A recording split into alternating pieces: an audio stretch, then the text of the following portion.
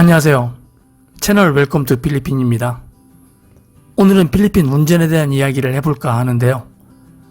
제가 필리핀 도로를 직접 운전하며 느꼈던 한국과는 다른 점 6가지에 대해 말씀드려 볼까 합니다. 오늘 말씀드릴 내용은 어디까지나 저 개인적인 의견이 반영된 것이므로 여러분들께서는 그저 가볍게 보아주시면 감사하겠습니다.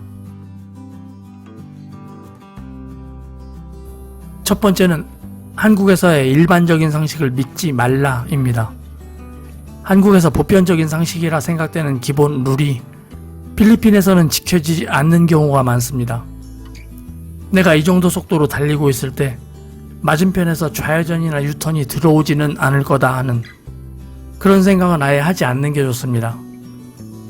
특히 소도시일수록 비보호 좌회전이 자유롭고 유턴에 대해서도 상당히 관대한 편입니다. 그 때문에 한국이라면 상식적으로 좌회전이나 유턴이 불가능한 지점에서 좌회전과 유턴이 빈번하게 일어납니다. 그래서 운전 중에는 항상 전방 주시를 철저히 해야 합니다. 아무 생각 없이 달리다 보면 반대 차선의 차량이 중앙선을 넘어 내 바로 앞에 있을지도 모르니까요. 두 번째는 필리핀의 느긋한 운전 스타일을 인정하자입니다. 필리핀 사람들 특유의 느긋한 기질 때문인지 운전도 역시 느긋하게 하는 사람들이 많습니다. 물론 모든 필리핀 사람들이 다 그렇다는 건 아니지만 대체적으로 그렇다는 말씀입니다. 마닐라의 악명 높은 상습 정체구역 에짜로드 같은 곳에서는 1km를 움직이는데 1시간이 걸려도 그러려니 합니다. 생각 외로 끼워주기 양보 운전도 잘하고 때로는 말도 안 되는 곳에서 끼어들기도 잘합니다. 그러면서 서로가 그러려니 하는 그런 분위기입니다. 운전 중 운전자끼리의 시비도 별로 없는 편이고요. 서로가 서로를 조심하고 자극하지 않는다는 느낌을 받았습니다. 간혹 운전자끼리 다툼이 벌어져 일이 커지는 경우 한국처럼 트렁크에서 야구 배트를 꺼내고 그러는 게 아닙니다. 총기 구입이 어렵지 않은 나라이니만큼 운전석 시트 아래에서 총을 꺼내는 경우가 발생하기도 합니다. 느긋한 기질의 필리핀 사람들처럼 이곳에서 운전할 때는 우리도 여유로운 마인드가 필요할 거라 생각됩니다.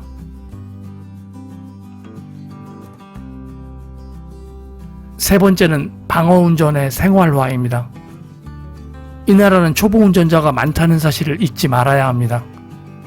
필리핀에서는 운전면허증을 신분증의 한 종류라기보다 자격증처럼 생각하는 인식이 있습니다. 전체 인구 중 운전을 할 줄 모르는 사람들이 많아서 자동차를 운전하는 자체가 기술이라 여기는 그런 분위기입니다. 그만큼 초보 운전자들도 많아서 주차장에 주차하려고 애쓰는 모습을 보면 답답할 때도 있고요. 흥미로운 건 한국과 달리 젊은 버스 기사들이 많다는 점입니다.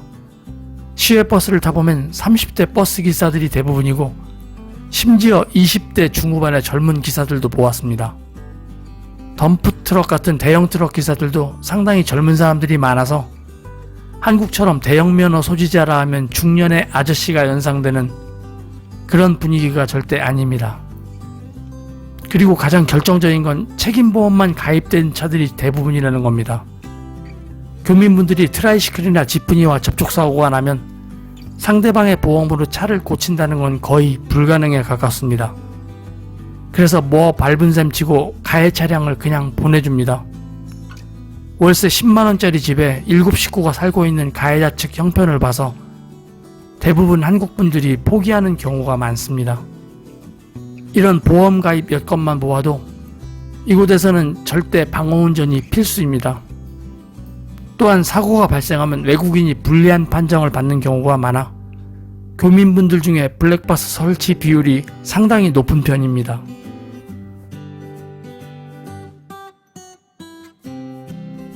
네 번째는 밤길 운전을 조심하자입니다. 가로등 시설이 잘 되어 있지 않아 밤이면 도로가 거의 암흑으로 변하는 구간들이 많습니다. 그럴 때 전조등 불빛 하나에 의지해서 가야 하는데 이때 과속은 절대로 금물입니다. 과속으로 달리다가 갑자기 어둠 속에서 불쑥 나타나는 트라이시클하고 마주친다면 큰 사고로 이어질 수 있습니다. 특히 트라이시클 중에는 앞에 전조등은 물론이고 뒤 후미등까지 들어오지 않는 트라이시클이 상당수 있습니다. 심지어는 미등뿐만 아니라 브레이크를 밟는데도 브레이크 등조차 들어오지 않는 완전 닌자 같은 트라이시클도 있습니다. 이럴 경우 가로등 없는 길에서 고속으로 달리다가 이런 닌자의 존재를 거의 후미에 접근해서야 인식하게 되는데, 이럴 경우 거의 후방추돌 사고로 이어질 수 있습니다. 밤길에는 절대 과속하지 말고 천천히 다녀야 합니다. 그래야 후미등도 꺼진 이런 무법 트라이시클을 만났을 때 최소한 브레이크라도 밟을 시간적 여유를 갖게 됩니다.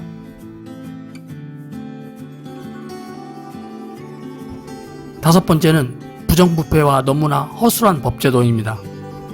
부유해 보이는 필리핀 사람이 고급 승용차를 몰면서 말도 안 되는 난폭 운전을 하는 경우를 보게 된다면 그런 운전자들은 그냥 피하는 게 최선일 수 있습니다.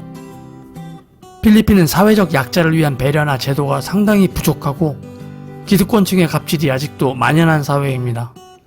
심각한 수준의 교통사고를 야기한 사람들도 돈과 권력만 있다면 얼마든 처벌을 피할 수 있는 구조이기에 약자가 강자를 도저히 벌할 수 없는 상황이라면 그저 약자가 강자를 조심하는 길밖에는 해결책이 없습니다. 필리핀에서 교통사고로 피해자를 사망케 한 운전자가 한국 돈 300만원 수준에 합의하고 아무 처벌도 받지 않았다는 사례도 흔합니다.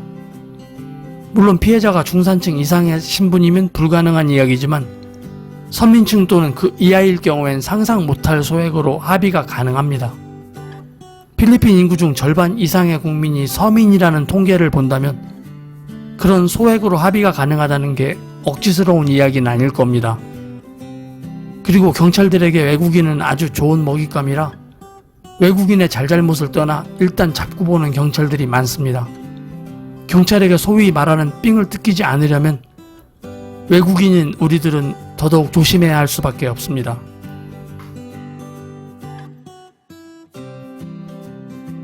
마지막으로 여섯 번째는 음주운전이 비일비재하다는 사실입니다.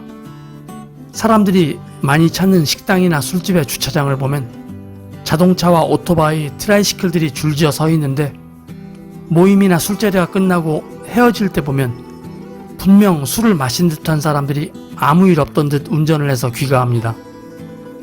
현재는 코로나 락다운으로 인해 제 가게를 닫아둔 상태지만 코로나 이전 영업했던 그 시절 목격담을 떠올려보면 제 가게나 또는 근처 술집에서 만취 상태가 될 때까지 술을 마신 뒤에 당연한 듯이 차와 오토바이를 운전해 집에 가는 사람들을 자주 보았습니다. 제가 보았던 그런 운전자들 중에 음주 측정을 만약에 하게 된다면 혈중 알코올 농도 최소 0.2% 이상은 분명히 나올 사람들이 상당수로 보였습니다. 정말 어떻게 운전을 하고 집에 가는 건지 신기할 정도에 저런 식으로 운전하고 달리다가 로빈슨 앞에 고가차도에서 고가도로 벗어나 공중부양하는 건 아닐지 걱정스러운 수준도 아주 여러 차례 많이 보았습니다. 그래서 자신있게 말씀드릴 수 있는데요. 필리핀에서 분명히 망할 사업 한 가지는 확실히 알 것 같습니다. 그 사업은 바로 대리운전과 관련한 사업입니다. 대리운전 콜센터나 핸드폰 어플 등 대리운전 관련 사업을 필리핀에서 차린다면 아마도 99% 확률로 망하지 않을까 생각됩니다. 제가 여러분들께 필리핀에서 성공할 사업에 대해선 자신있게 말씀드릴 수 없지만 필리핀에서 확실하게 망할 사업만큼은 자신있게 말씀드릴 수 있습니다. 음주 단속이 아예 없으니 술 신나게 마시고 그냥 운전하면서 가던지 아니면 아예 부자들은 대부분 기사를 두고 있으니 술 마시고 대리운전을 부를 필요가 절대 없는 겁니다. 한국에 있는 거의 모든 업종이 필리핀에도 다 들어와 있는 실정이지만 아직까지 대리운전 서비스를 제공한다는 한인업체는 본 적이 없습니다. 혹시 나중에라도 대리운전 관련한 사업을 필리핀에서 구상 중이시라면 느긋하고 충분하게 심사숙고하셔서 2030년경 사업 오픈을 목표로 준비하시면 가능하실 수 있을지도 모릅니다. 아무튼 향후 10년 이내에는 절대로 안 될 겁니다. 오늘도 영상을 끝까지 보아주셔서 감사합니다.